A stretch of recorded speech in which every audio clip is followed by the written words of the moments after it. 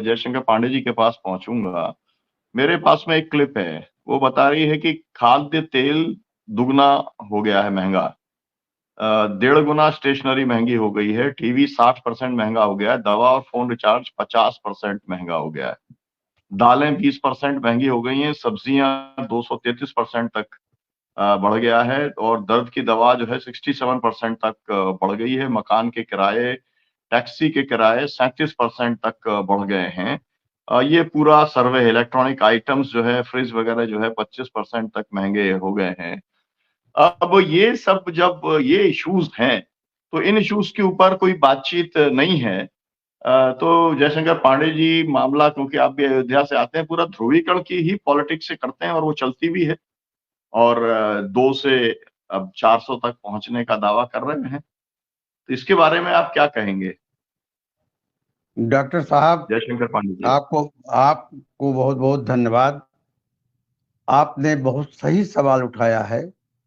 इस समय भारतीय जनता पार्टी और खासकर मोदी जी ने लोकतांत्रिक संस्थाओं का हनन कर दिया, और इतनी बुरी तरीके से हनन कर दिया है कि लोकतांत्रिक व्यवस्था अब ये प्रतीत होने लगा कि रहेगा कि नहीं रहेगा।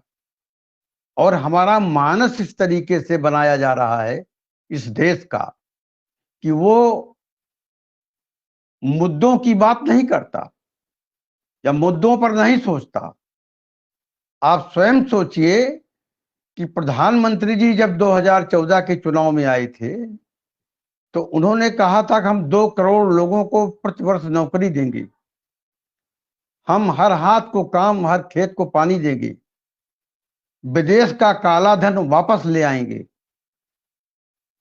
बेरोजगारी भत्ता देंगे, किसानों की आय 2 गुनी कर देंगे।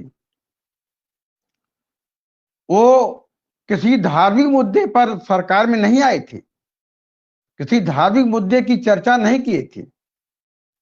आज महंगाई आसमान पर है।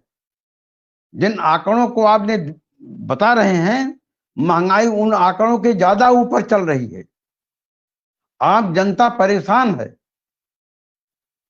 महंगाई से त्रस्त है।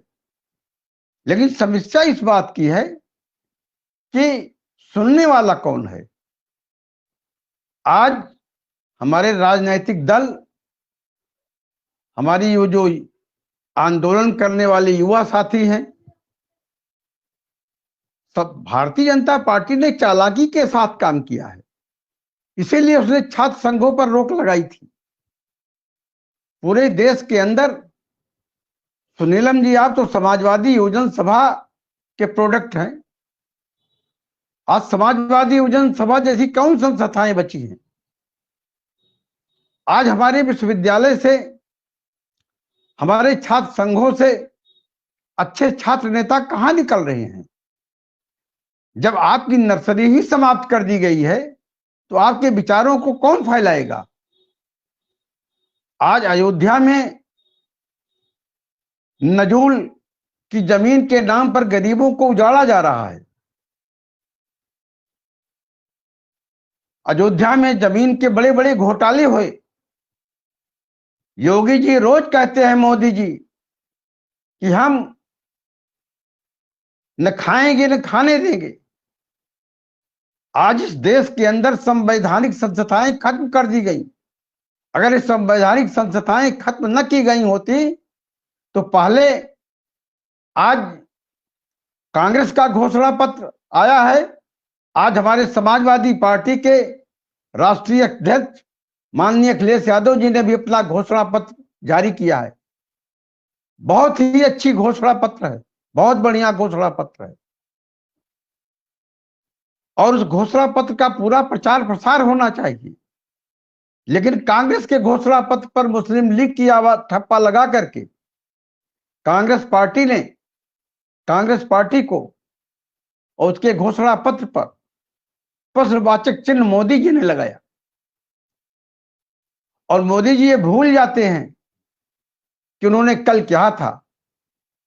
मोदी जी की गारंटी, अब वो भाजपा सरकार की गारंटी नहीं कहते, यह मोदी की गारंटी है। प्रधानमंत्री जैसा बड़े पद का व्यक्ति जब कहता है कि 75,000 घोटाले के, सिंचाई घोटाले के शरद पवार को हम जेल भेज देंगे, जब कहते हैं कि हम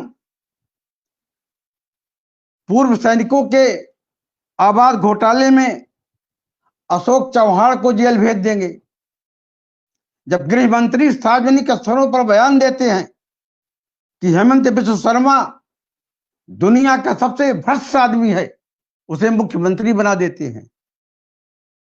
इनकी गारंटी का मतलब क्या है? इनसे कौन सवाल देश के अंदर पूछ रहा है? कभी मोदी जी ने प्रेस कॉन्फ्रेंस में करके, हर प्रधानमंत्री प्रेस कॉन्फ्रेंस करता था, महंगाई के बारे में बताता था, बेकारी के बारे में बताता था, बेरोजगारी के बारे में बताता था, लोकसभा में पूछे गए प्रश्नों का जवाब देता था।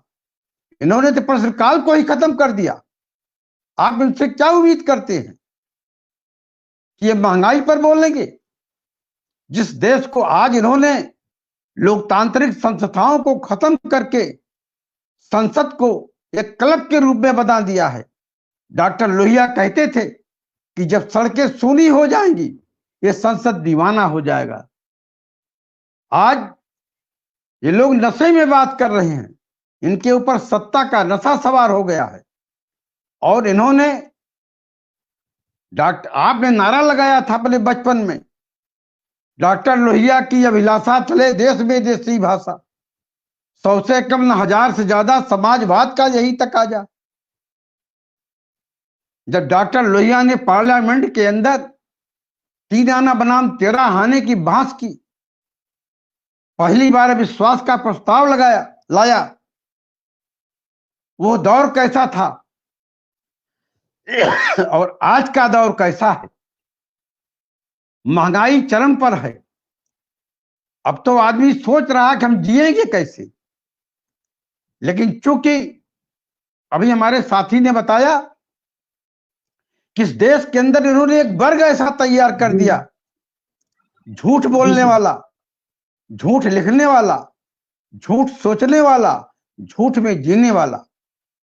इसलिए आज की सबसे बड़ी आवश्यकता है कि हम किसी मीडिया पर न विश्वास करके, माउथ मीडिया पर विश्वास करके, संपर्क और संसाधन छोड़ करके जनसंपर्क में भाग करके देश की वस्तुस्थिति से अवगत कराया जाए, तभी हम इस आताताई सरकार को बदल पाएंगे। जी।